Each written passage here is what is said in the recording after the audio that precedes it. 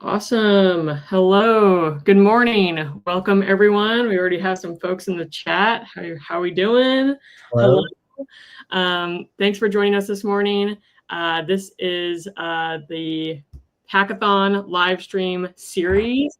This week is Make That Money Week. So we've been having some live streams teaching you how to make money on your Bolt projects. We have some recordings from earlier this week on our YouTube channel. We talked with Revenue Cat on Monday. We talked with Paddle on Tuesday. And today we're talking with Dappier. So welcome, Dappier team. First, my name's Kate. I'm on the marketing team here at Bolt. This is Alex. Alex is our chief of staff here at Bolt. We have been your co-hosts for the Hackathon live stream series since we started. If you are new to the live stream, be sure to put your questions in the chat. We will be answering questions throughout this live stream and have some dedicated time at the end also to cover any remaining questions as well. Also, these will be recorded. So all of our live streams are recorded and put on our Bolt.new YouTube channel. So if you have to run to a meeting, you can't finish the end, just go over to our YouTube channel and you can catch all recordings there. Okay, with that. Oh, and also, okay, next week is the last week of building. So the submission due date is June 30th. We have a lot of cool things planned for next week, so stay tuned. So we're going to be bringing some special things that will be released soon this next week. So stay tuned there. Keep building. Yep, finishing line coming up. Exactly. Y'all are doing great. Okay, with that, with us today is the Dappier team. So we have Krish and Dan in one screen. Hi, guys. How's it going? This is maybe our first where there's multiple people on one screen. I love it. Krish is CTO and founder at Dappier, and Dan is CEO and founder. Welcome to the stream. Then we have AskAI over here. He is the also founder and head of product. So yeah, let's get rolling. Let's get to it. Enough of me yapping over here. Awesome. Thanks, Kate, for kicking us off. AskAI, Chris, Dan, great to have you guys on. I guess probably the best place to start would be for folks in the chat who aren't familiar with Dappier. Can you give us an overview of what is Dappier and why they should tune in today to learn how to use this great tool? Yeah, absolutely. First, thanks. Excited to be here and excited about all the momentum around the hackathon and the cool projects and the folks building with Dappier already. But yeah, super high level. You know, Krish and I started Dappier along with AskAI a couple of years ago when we realized that co-pilots and answer engines were the new way that people wanted to interact with content, and they kind of were going to eat the web. So end users, customers want answers when they get to a website. That's a consumer experience that we're getting trained on more and more as we navigate the web. And so we wanted to make it super simple for anyone to add AI search or answer engine trained on their content to their site or their Bolt project in this case. But more than that, we wanted to make it super simple to actually monetize and turn that into a revenue engine, either with ads or behind a paywall. So that's kind of the core part of our business is how do you add AI search and an answer engine trained on your content to your project? You know, and we could talk a little bit more about how if you have content to submit, you could also monetize that through Dappier's data marketplace. So we built kind of an end-to-end workflow for building answer engines, launching them, and then monetizing your content across the AI web that's coming online now. Awesome. For people that are brand new to kind of building and this whole space of monetizing content and that kind of thing, I've got a few kind of more context questions. So first one, pretty obvious one, what is an AI answer engine? Yeah, essentially, like if you go to a site and you want to, you know, historically you'd go to search and you'd get a list of articles, right, or a list of links. In our case, you can ask a natural language question. So you might be on a sports site and ask a question related to last night's game, and you would get a plain language answer alongside a link to an article or blog post with attribution. If you're on, one of our partners, for instance, like a mom.com, you might ask a question about parenting. If you're on ABC 17 News, you might ask a question about local news. So these things are essentially, the way you think about it is co-pilots are making it easier to find and access information wherever you are online. And we just kind of make it searchable in a different way with plain language answers. I think the best way to show is actually visual. Yeah, go ahead. So, for example, one of our customers, clients that have implemented our answer engine AI search is mom.com. The way they've done it is effectively at the article level. So, for example, this is one that I just randomly clicked on. This is about 13 baby names inspired by flowers. And you can see here what they did was they implemented our answer engine called Ask Mom to their right rail of their website, in their case. And what we do is this tech, our product, automatically understands the article content and effectively tries to determine what a user might want to learn more about.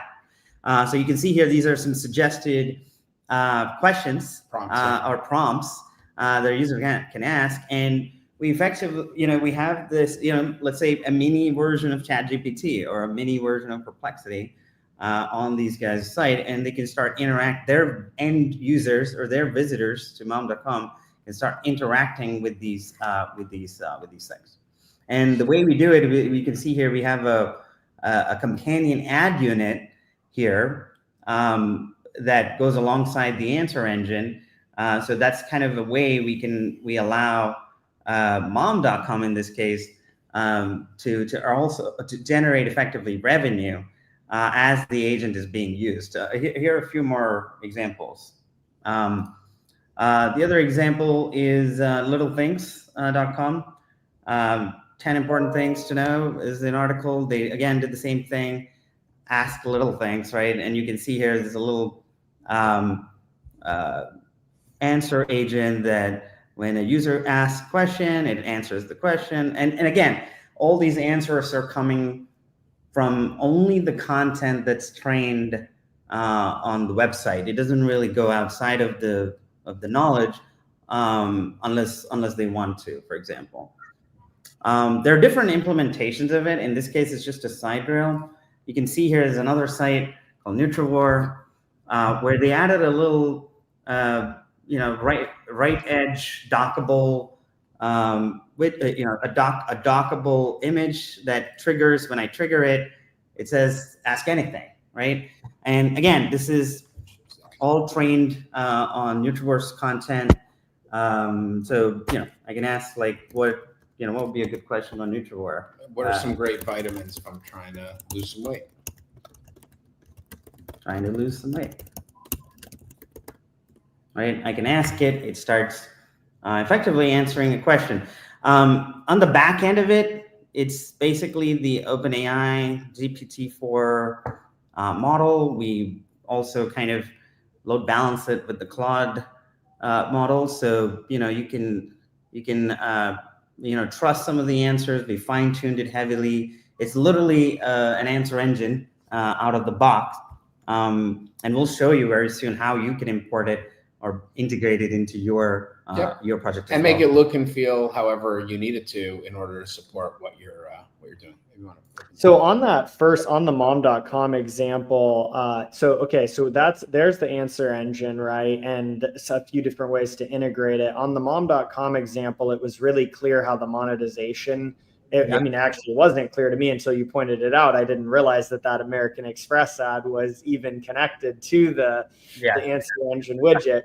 But there it makes sense. So essentially you're able to provide this embedded English language, ask a question, get an answer widget, and then you're popping in some ads as well. Mm-hmm. And then also obviously that becomes a monetization path for mom.com. They're kind of using that screen real estate you're helping them serve ads with it. What on some of those other examples, it wasn't as obvious where to me where the monetization piece is coming from. Yeah, so in some cases, the platform can choose to monetize through a paywall, or they can implement advertising. In this case, they're just providing this as a value-added service and paying for the service without ads. Yes. But yeah, you have the option. So we don't force you to take ads, but we think it's a really cool way to generate revenue. What you saw in the mom.com example is a good example of companion ads. We'll also soon be introducing ads directly in the conversational space that are pretty exciting. Yeah, so Chris is going to show you. Let me show you another example that actually we built inside of our own Bolt project, which again, like I said, I'm going to be walking through how you can build it and integrate it into your own. So this was just a simple, for demonstration purposes, we built a NutriWise website that actually gets data from some very popular nutrition websites that we actually work with. And the way we did it was we added and built the NutriWise answer engine. So in this case, when I say, how do I choose the right supplement, it answers the question. There is another format of advertising that we're introducing, like Dan said, where we actually show product recommendations alongside the answer. So in this case, you can see here, it says, consider these two products, and there's the omega-3 fish oil and the magnesium complex. And these are actually products that are coming from advertisers. And so in this case, the site owner, right, or the project owner is able to also generate revenue from advertisers and advertising that's happening within the conversation, within the answers itself. So it's not this is a lot more seamless and a little bit more elegant way of monetizing answers than a companion ad. Than a companion ad. A companion ad is also great because it taps into the $100+ billion ad market that's out there, and we're able to. We have a ton of ad partners that we work with today. And we're able to tap into some premium advertisers for this kind of implementation. But we're also working with a ton of ad partners in this contextual advertising or, conversational commerce enablement, right? So effectively monetizing inside of answers as another revenue opportunity. Well, frankly, as a brand new one that's available to this kind of exciting next generation of sites and apps. That's right. So looking at this from my perspective, I'm like, you guys are talking about this like this is the most obvious thing ever. I'm guessing that you may have some background in the ad space. I'm curious how you came up with this idea and started this company. Yeah. So, before this, Chris and I spent, almost 20 years building companies at the intersection of ad tech and emerging media markets. And so, really, I think as mentioned, we started the company when we saw really ChatGPT emerge, captivate 100 million users quickly. We know that, if that is a winning consumer experience, it's going to make its way across the web. Pretty quickly, you saw the same kind of thing emerge at Amazon, Instagram, Facebook. Consumers are really, really wanting to save time and they want answers. And our point of view is this is a really, really rich environment to know exactly what someone wants and to be able to provide them with a better experience with an ad that's also highly relevant and valuable. So yeah, we've spent a couple decades in media and ad tech. And that kind of allowed us to really reimagine and rethink what it would look like to both monetize, content and also, create these new monetization experiences. And it's been really surprising. I think we've shown a couple of examples that are media related, but we've had, SaaS companies and directories and things like this implement our AskAI framework just to create better navigation for their customers. And we think that's a really, it has to be really, really easy to do it. And it has to be really easy to do it based on your content. And so we think that this touches every vertical, almost regardless of what you're building, you can implement AI search in a way that will make it easier for your users to navigate. Yeah, some of the ad partners that we work with. So, for example, we're partnered with Google on monetizing the companion unit with the traditional display. We're also partnered with Magnite, PubMatic, media.net. That's more on the contextual advertising side. Yeah. So we work with a ton of like really large ad companies, and a lot of the conversational commerce and these kind of ads that you see that are inside of answers. We work with advertising.com, ad media, ad marketplace. I mean, to kind of define what this should look like, right? And we're actually we're actually collaborating with them to determine how advertising should really work. Because in the studio so we can see if there are any questions. Oh yeah, for sure. Yeah. Sorry to interrupt, but yeah.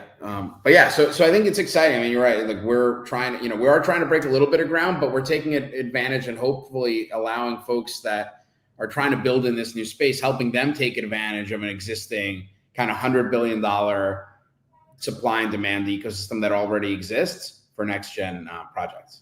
Yeah. So I don't want to go too deep down this because I feel like I could just turn this into a podcast about advertising because we're ready.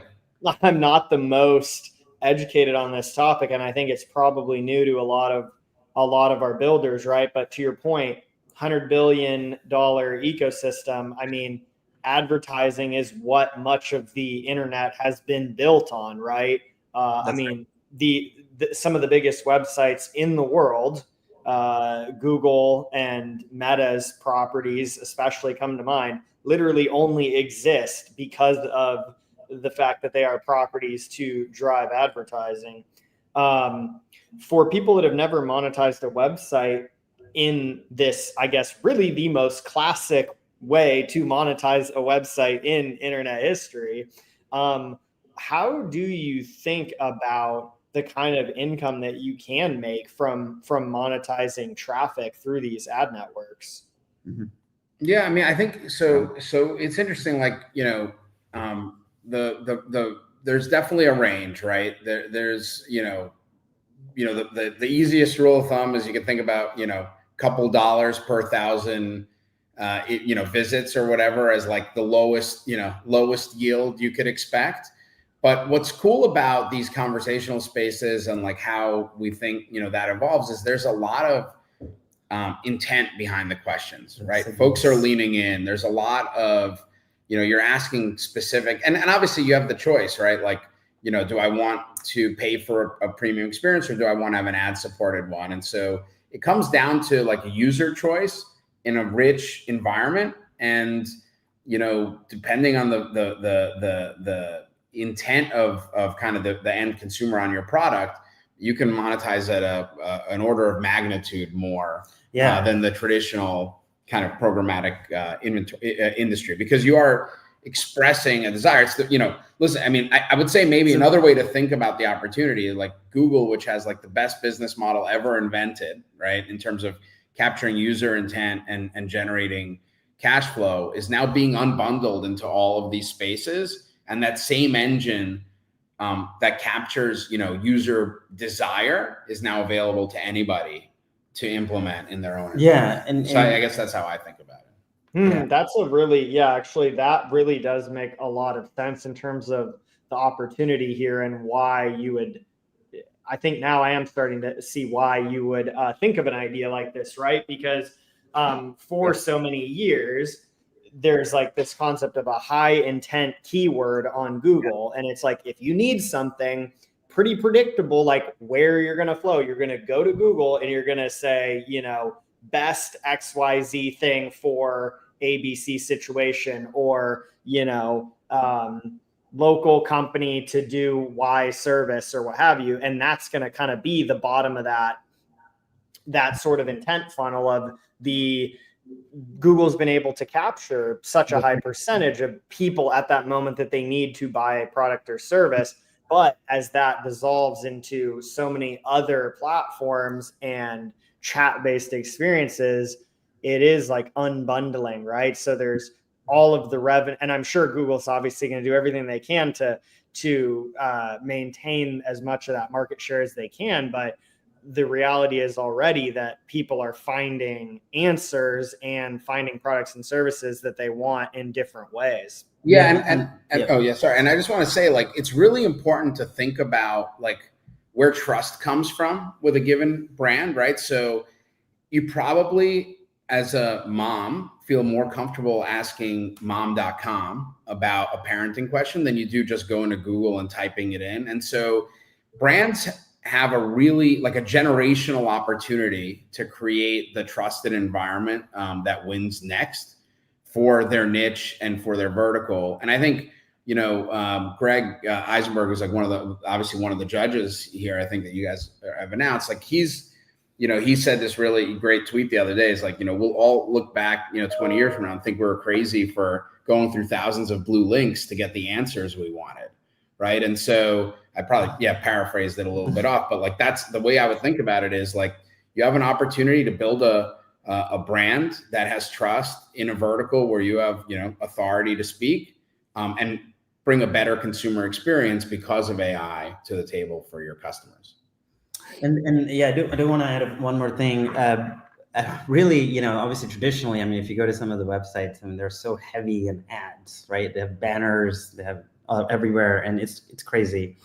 And then the reason why is because they're optimizing for revenue, and you know, and sometimes and many times creates negative user experience.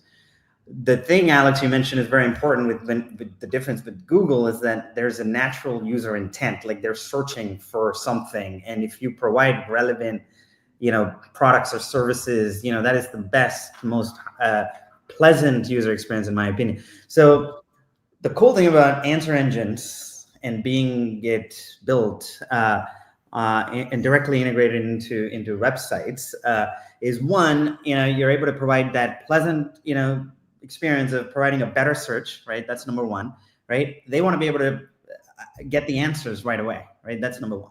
Number two, we're able to get so many contextual signals about, you know, the users asking about something specific. You know, we actually have a classification model that's built into the answer engine that determines, okay, like what are they asking about, really? Like what's their intent?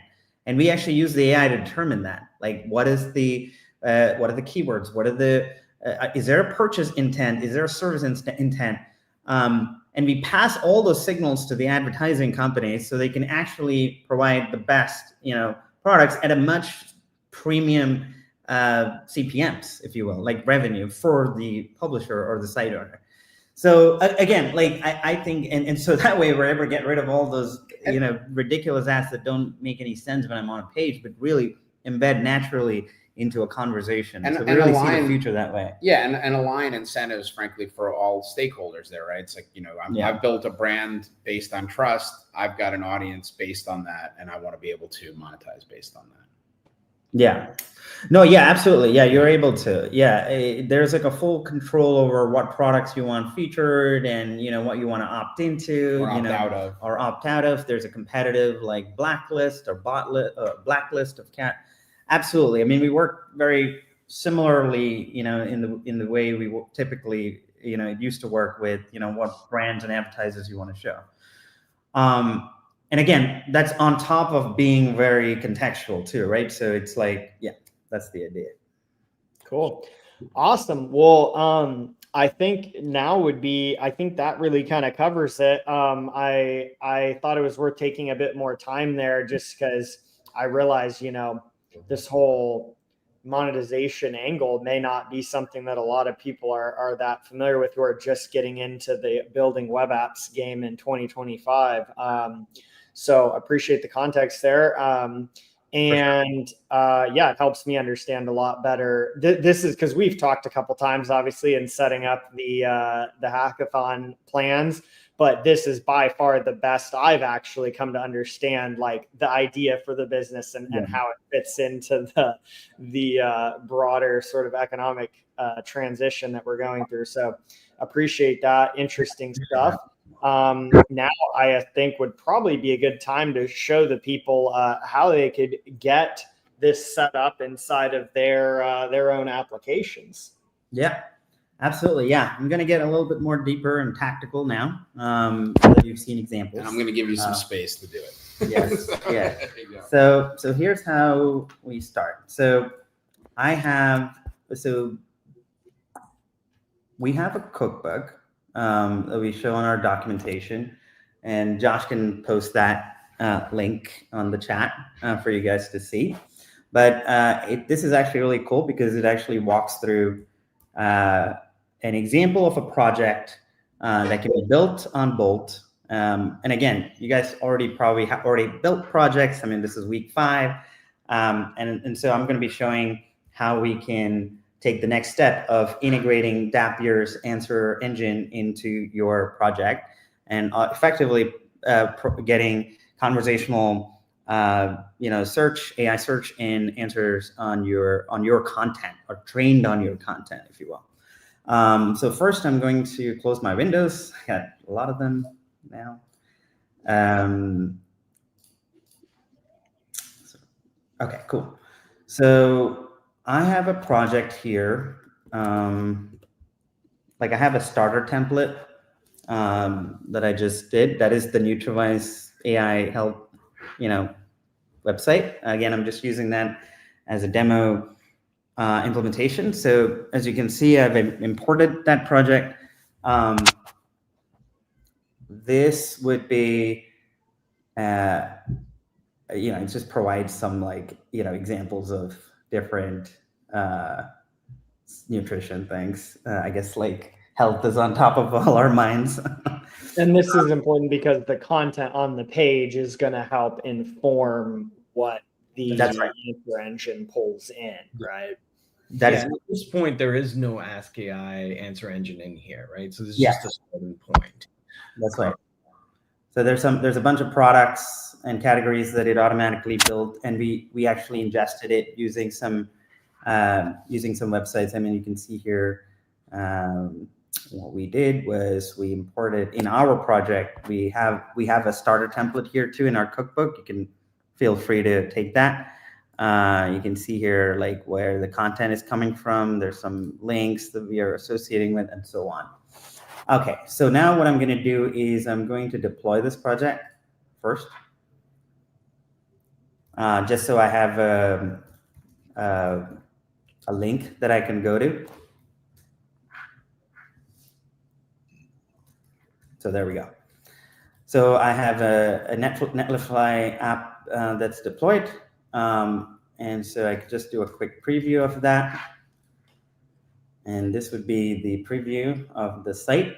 And this is important to get to this step because what we need first is to train the agent is this URL right here, because that's how our agent is able to crawl this website for building the answer engine. So obviously, first step is creating an account at Dappier. You can just do that by going to Dappier.com, and we have a very easy getting started link. In this case, I'm already logged in. You can go to the My AI Agents section once you've logged into our console. Click that, submit my content. You can see this is a very, very simple agent builder. It really doesn't require too much information. There's a ability to add the content itself. We actually have multiple options to train the agent or train the answer engine with different types of content. There's an RSS feed. So if you already have a website and you already have an RSS feed associated with that, you can click that and just enter that RSS feed. There's a site URL, and this is what I mentioned to you. If you just have like a URL of your Bolt project, that's sufficient for the AI to crawl and extract the knowledge. Or you can just also upload files. Like if you have any content, PDF files or ebooks or whatever, we also support that. For the purpose of this demo, if you remember, I launched this Bolt project public view on Netlify. I'm just going to go and enter that Netlify URL here. And that's it. And I just say add to model. So when I do that, just instructing, like I said, this answer engine to effectively crawl that website, go through all of the pages that it has, and what it does in the back end is it actually, as some of you guys know how it works, and might know how it works, we create a markdown version of all of your content on the website. We vectorize it, create embeddings for it, and make it, AI ready. So when we talk to our model, when we talk to an external model like a frontier model, like an LLM, it's able to retrieve a relevant knowledge to be able to answer any of the user queries. But I just wanted to kind of get at a high level. Happy to answer and go deeper if you guys want me to. So enter your URL, add a name, give a name to your agent, do a quick description. This is just for like tagging purposes. But this would be the most important step. I actually have one agent that's already built, so I'm just going to show you that instead. So you can see here, I uploaded an image, I entered my bulk project URL, and here what I did was I added instructions and persona. This section is really for you're just telling the AI like who it is or the persona that it should take and how it should respond to answers. So in this case, I just put, the NutraVise AI assistant is your go-to source for all help supplements, blah, blah, blah. When a user asks a question, draw from the product catalog. So you're just kind of like prompting it, right? Maintain a professional, friendly tone. So there's a lot you can do here and how you want the AI to really respond to the user questions. And that's it. And then you could just click, update or fine tune, and you can see a preview here that you can try out and see how it actually performs. Okay. Awesome. Krish, we have a question from the chat. For pages that have content behind a authentication layer, how do you recommend feeding that information into the sort of answer engine creation process? Yeah, so typically with an auth protected, right now we don't have a way to do that. You will have to maybe create if you have a site that, maybe we can put like a header key or maybe just a key to access in the URL as a URL parameter.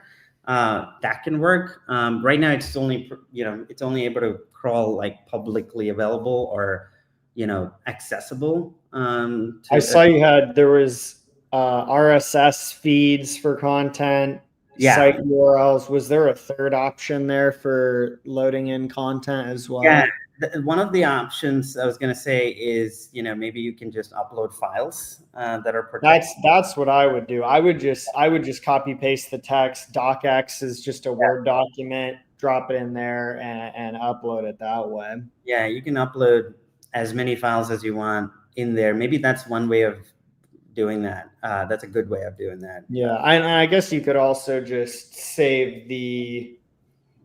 Yeah, that'd probably be the most straightforward way. That's what I would do. Yeah, I think so. Yeah, and then same answer to this question, which would just be you save that content and load it as a PDF or Word doc. Yeah. Yeah, I guess to Pratik's question, you can actually create multiple agents, right? One and train it on that selective content. So, for example, if you have content specific for your basic subscription tier, you would train that agent with that content.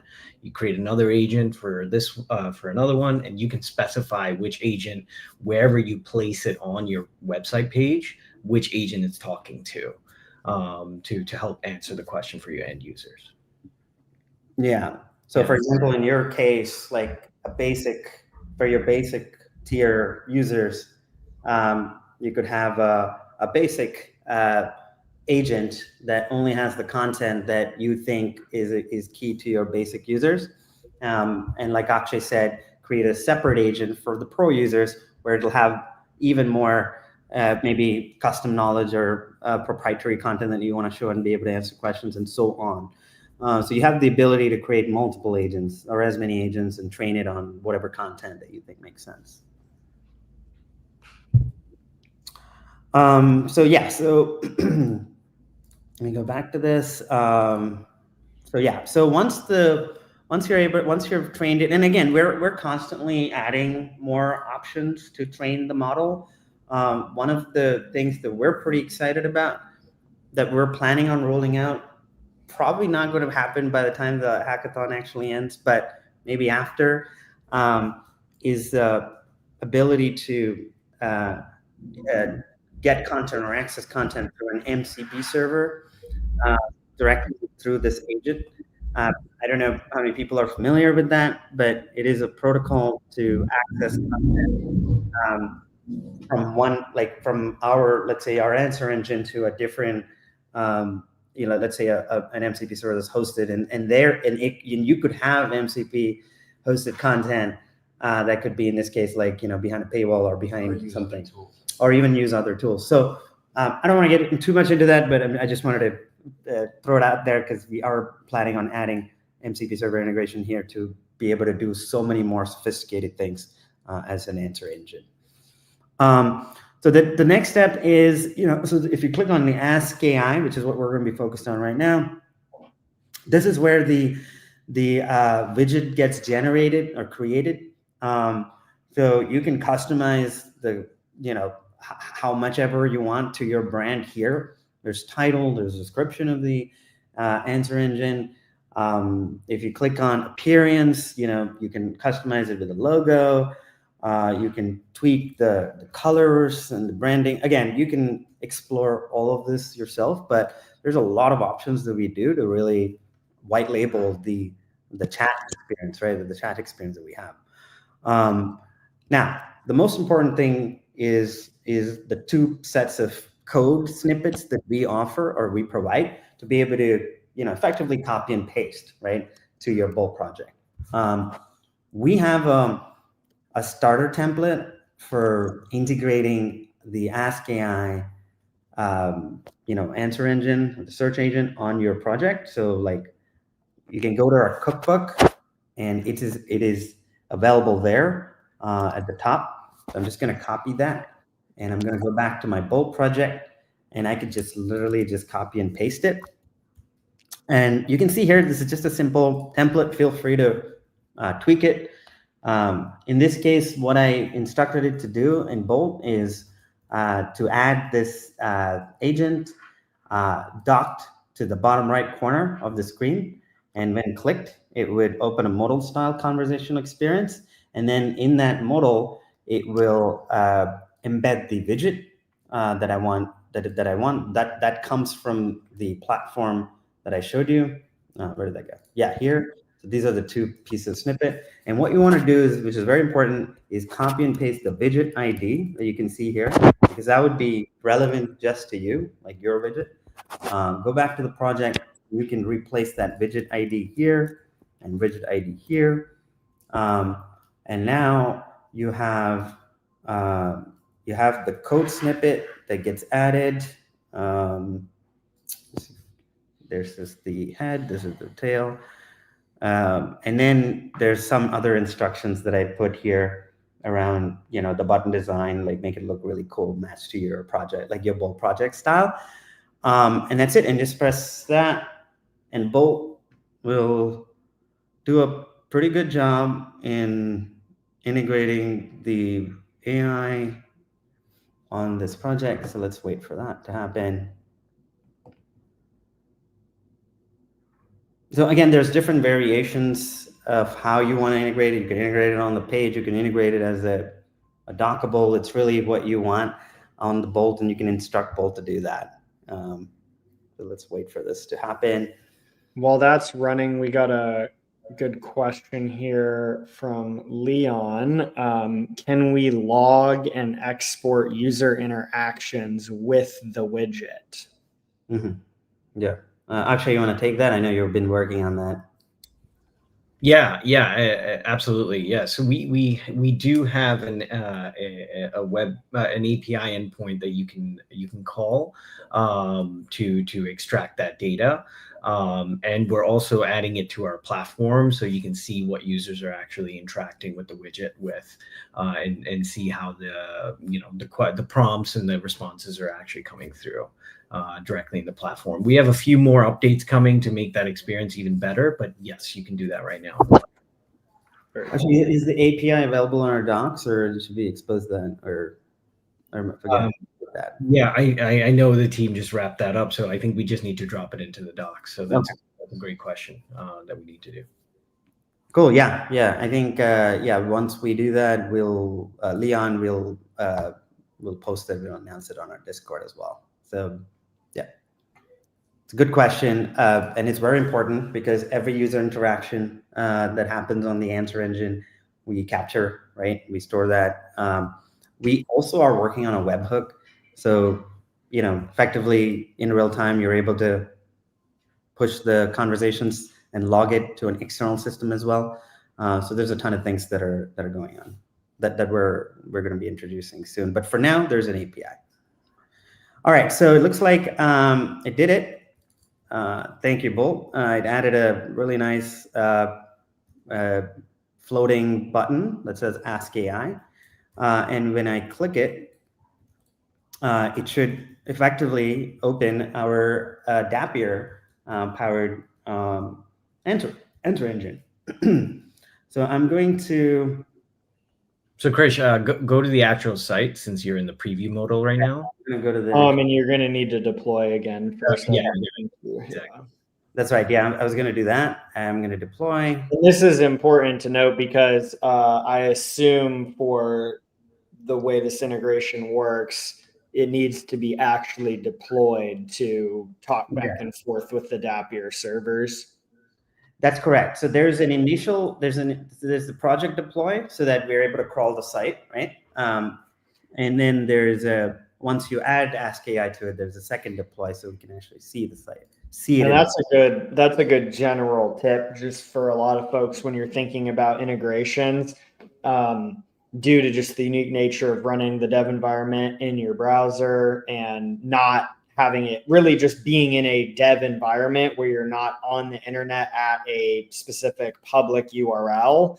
That's just always something to keep in mind. Anytime you're integrating something, many things are going to require actually being deployed to work. So if you're running into an issue in the preview with an integration, just deploy and try it there. Highly recommend. That's right.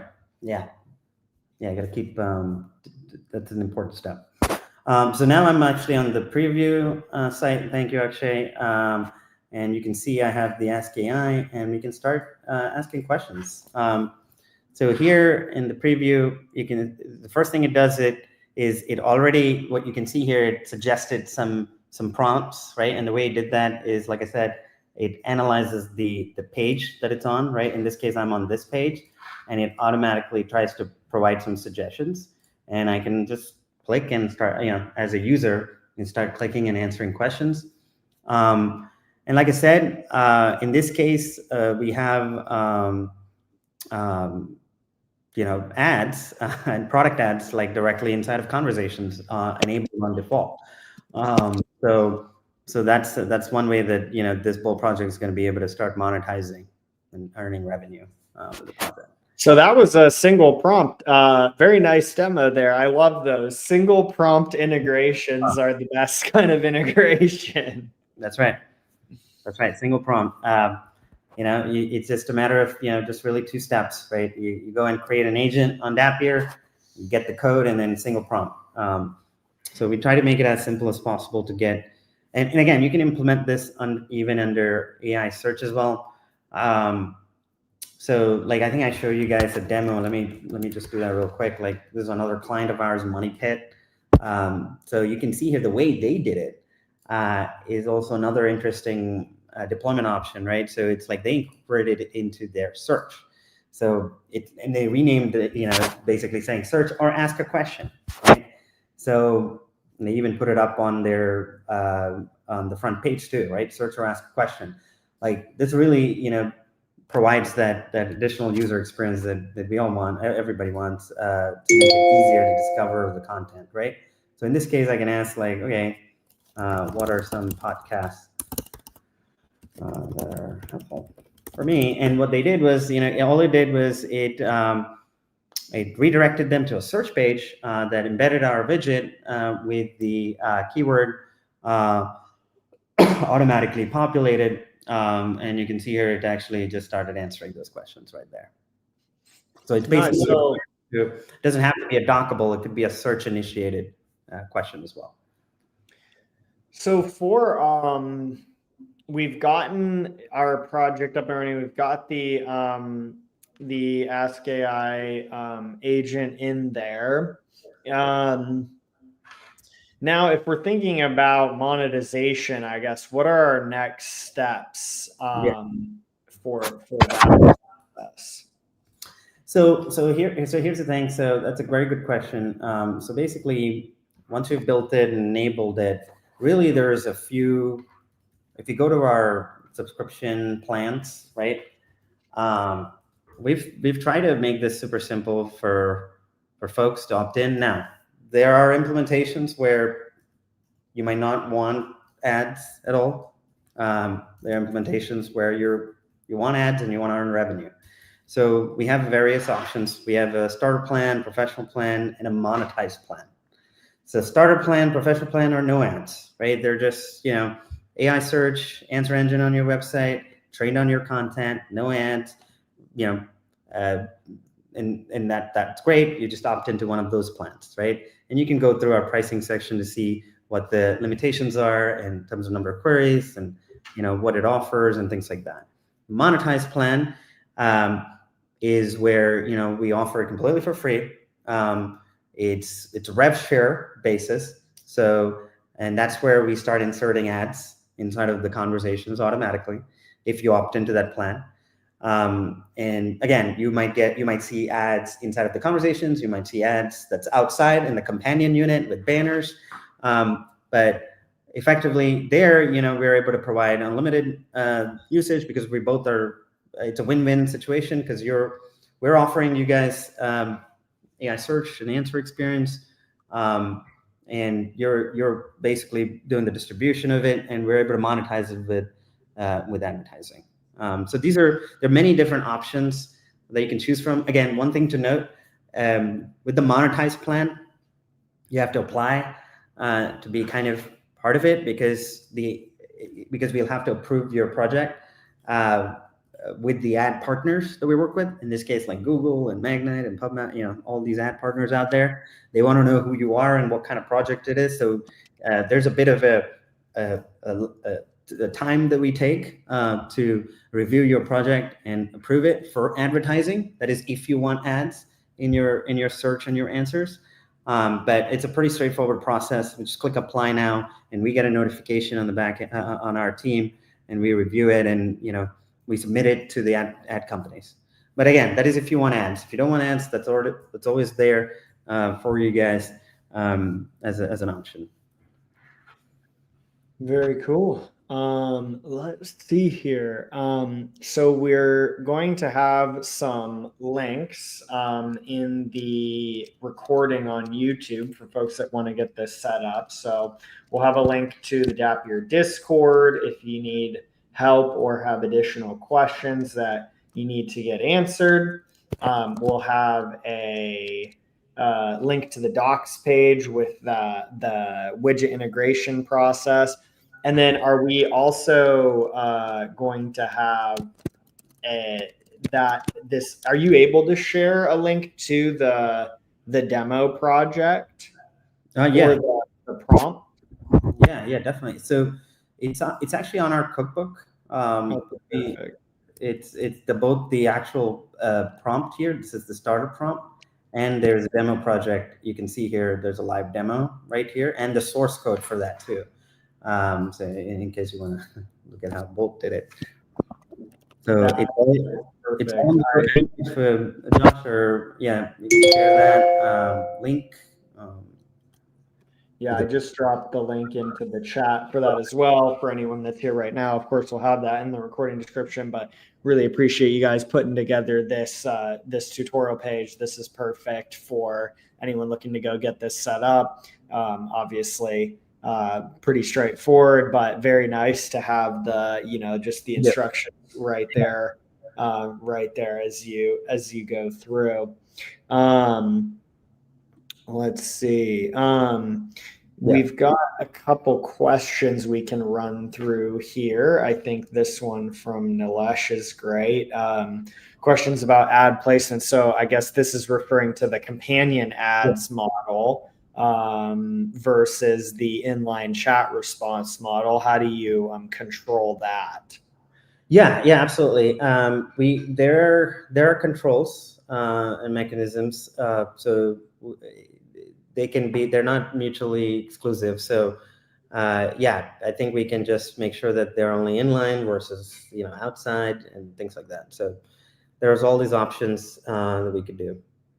Is that something that they work with your team to get set up, or is that part of configuring like in the code? Oh yeah. So exactly. So in the section here, there's a couple of options. So when you're in the monetize, where is that?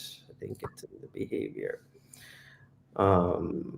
So from your side, you only have the enable ads option.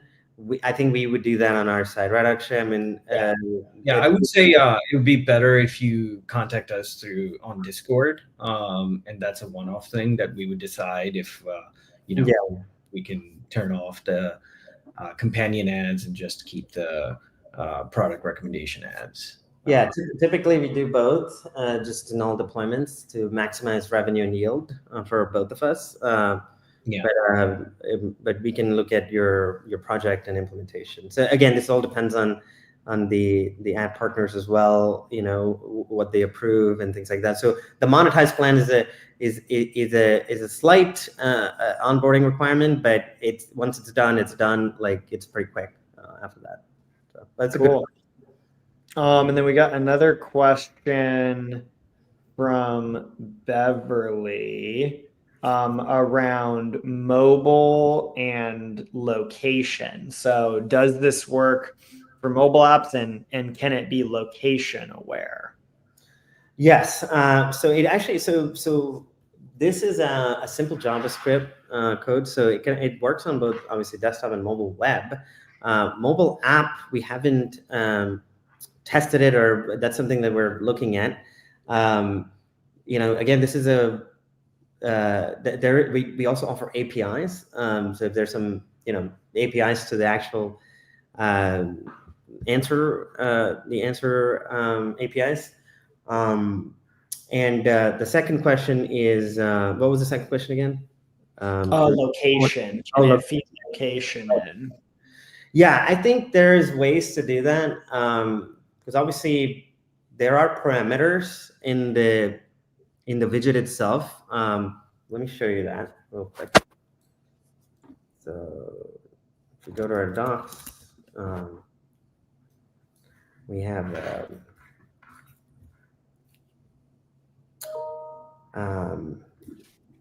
so right now, actually, do we have the initial search query? Right here, yeah. So you can use that initial search query, which would effectively be a way to instruct the AI as it loads with any information that you want. Like you can basically say, hey, I'm in Austin, Texas. That's where we are, for example.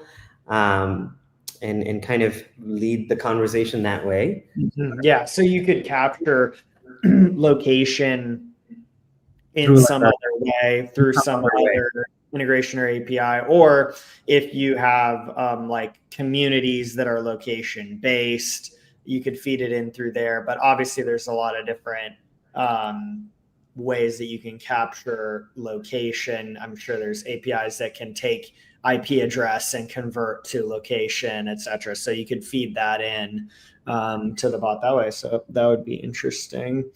Let's see here. Got a question here on, can we pair this agent with another agent such as 11 Labs voice engine? This one's probably outside of the Dappier team's scope, I would imagine. Well, so that actually one of the things that we are working on is the MCP tool server integration at the agent level. So it allows us to integrate any external tool, but it really depends on the use case. Yeah. Makes sense. Yeah. I think this could be challenging generally when you have two different integrations on a page. I'm also wondering how you would do that. But yeah, like I don't think you'd be able to get like 11 Labs like voice transcription like connected with this, just the way like JavaScript snippet based like integrations work. Yeah, definitely. That, to be honest, actually there is a new version that we're working on that would include voice interaction too. So you're not just texting. Voice and video. There you go. So you just like there will be an audio like voice mode, if you will, so that this agent can just be operated that way by your users. But that's something that Akshay's team is actively looking at. So, but like I said, MCP tool and MCP server agent is another way to kind of integrate as well. But for voice mode, it would be built into our agent. Awesome. Let's see. Here's another question from Leon around questions and answers across multiple sites or domains. I'm assuming that the best approach there would just be to create an individual agent trained on each of the domains. Yes. Go ahead, actually. Yeah. So on the agent creation itself, you can actually add multiple domains to train your content on, but we do have limitations on per domain how many pages that we would train the agent with. So you can definitely do that. And same with RSS feeds. You can add multiple RSS feeds to that agent, but provided you have the rights and access to that content, etc. So I think this question's around syndication. So basically distributing the same AI agent across multiple sites, if I understand. And that would, I think that would work, right? So if you train it on multiple sites, you just use the same prompt. Yeah, right. You can use the same agent, put it on multiple sites as long as they're they're approved on the domains. The key is you can, in terms of attribution and site attribution, just use that custom data that you see here. This custom data. If you in that parameter, if you just pass where the agent, like you can put whatever you want in here. Like you can put, for example, URL equals or site equals whatever the site domain is, and that way we're able to provide reporting back as well against that custom data. So, and that's just something that you would just add that into the initial integration. The integration prompt. Yep, that's right. Mm-hmm. Beautiful thing about doing it with Bolt is, you don't even have to really get that syntax right. You can just say like custom data should contain this, and like it'll take care of the rest for you. That's right. Awesome. Okay. Well, I think that wraps us up. We just have one nice hype comment I wanted to show from future data here. Integrating Dappier changed my whole demo. Thought I was going to have to use sample data. Now users will be able to search for real data, even in the demo. Huge difference. Thanks, guys. So, cool. Thank you. I'm happy to help. Very nice. Awesome. Cool. Well, I really appreciate you guys coming on. Very interesting conversation. Interesting kind of talking through some of these topics around monetization and these new avenues that are opening up to builders. So appreciate all the insights and look forward to seeing how people build this into their projects. Yeah. Absolutely. Yeah. And thank you all. Yeah, we're pretty pumped. We're seeing all the projects that are being submitted our way as well. They're being built, and we're pretty excited for this. Yeah, as well. Awesome. Thanks, everyone. Thanks for joining. And again, this is recorded on YouTube. So head over to YouTube. I also dropped the Dappier Discord link one last time. So head over there if you have more questions. Thanks. Thanks, everyone. All right. Thank you all.